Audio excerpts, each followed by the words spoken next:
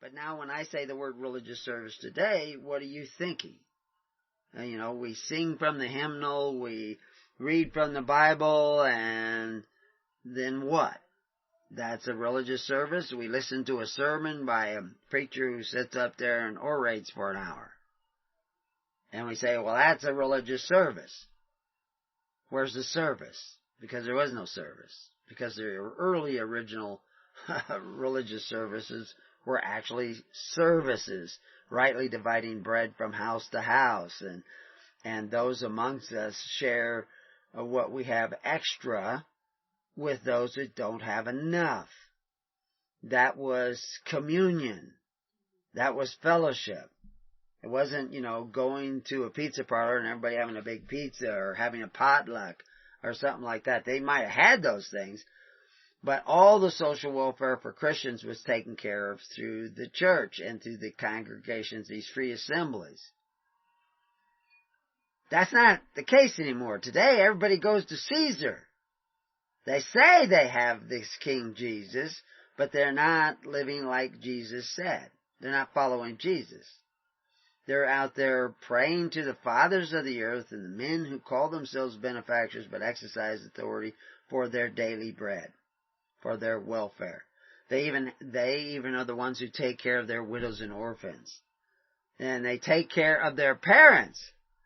And they say, well, I gave to the government, and they are now supposed to take care of you. So if you need help, Mom and Dad, you go get your Social Security check. I knew a preacher who didn't want to collect his Social Security check. He knew there was something wrong with it. He didn't understand all the legalities of it.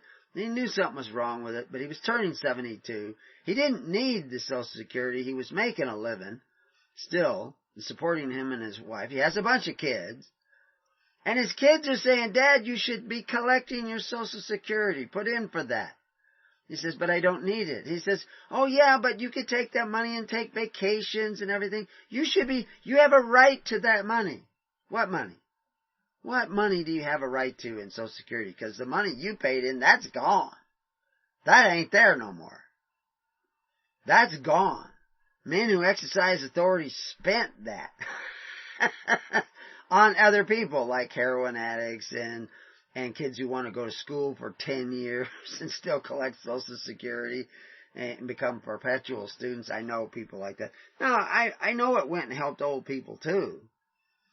But you'd be shocked to see where most of that Social Security money goes and how it's spent.